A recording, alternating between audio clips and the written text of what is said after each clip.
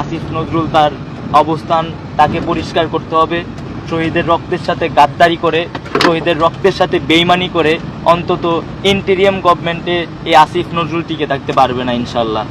আমরা যেভাবে গদিতে বসিয়েছিলাম আসিফ নজরুলকে, ঠিক তেমনি আমরা এই যদি গাদ্দারি করে কোনোভাবে সেটা প্রমাণিত হয়, আসিফ নজরুলকে আমরা টেনে হিসড়ে নামাতেও পারবো।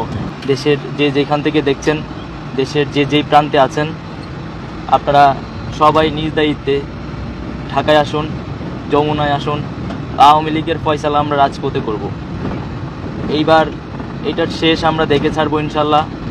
কিন্তু আর কোনো ছাড় নয়, আর কোনো সুশীলতা নয়। অনেক হয়েছে, 10 মাস পার হয়ে গেছে, এখন এটা আমাদের গলার কাটা হয়ে গেছে। কারণ আমরা দেখেছি বিভিন্ন সময়ে বিভিন্নভাবে বিভিন্ন জনকে বিভিন্ন মানুষে সেফ এক্সিট দিচ্ছে।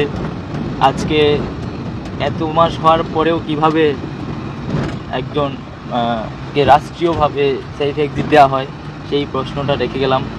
এবং আমরা এটা জানতে চাই কে বা কারা আজকে আব্দুল হামিদকে সেফ এক্সিট দিয়েছে।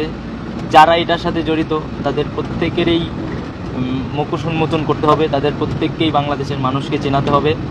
এবং আমরা আসিফ নজরুল সম্পর্কে পরিষ্কার মেসেজ শুনতে চাই। আসিফ নজরুল তার অবস্থান তাকে পরিষ্কার করতে হবে। শহীদের রক্তের সাথে গাদ্দারি করে, শহীদের রক্তের সাথে বেইমানি করে অন্তত ইন্টেরিয়াম গভর্নমেন্টে এই আসিফ নজরুল টিকে থাকতে পারবে না ইনশাল্লাহ।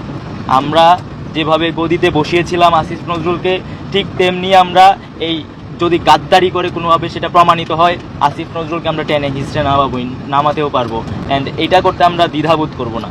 তো আমরা আসছি জামালপুরের উদ্দেশ্যে রওনা দিয়েছিলাম, কিন্তু সেটা হচ্ছে না আপাতত।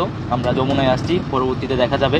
তো আপনারা দেশের যে যেই প্রান্তে আছেন, আমাদের এই যে মার্চ টু যমুনা, সবাই অংশগ্রহণ করুন, সবাই ছুটে আসুন, সবাই ঝড়ের বেগে আসুন।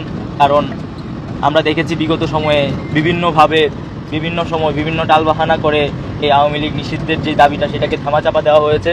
এখন আর কোনো রকম টালবাহানা করে এই দাবিটাকে ধামাচাপা দিতে পারবে না।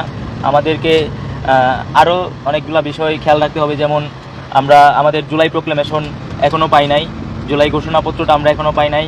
তো আমরা প্রত্যেকটা জিনিসের, প্রত্যেকটা বিষয়ের ফয়সালা চাই এবং এটা রাজপথ থেকে হবে। জুলাইয়ের প্রত্যেকটা সিদ্ধান্ত যখন আমাদের রাজপথ থেকে এসেছে, ঠিক একইভাবে জুলাইয়ের অনুরূপ এখনও বাংলাদেশের প্রত্যেকটা সিদ্ধান্ত রাজপথ থেকে আসবে ইনশাল্লাহ। দেখা হবে ঢাকার রাজপথে, মার্চ টু যমুনা। সবাই আসুন ঢাকায়, দেখা হবে, কথা হবে ইনশাল্লাহ। আল্লাহ হাফেজ। ইনকিলাব জিন্দাবাদ।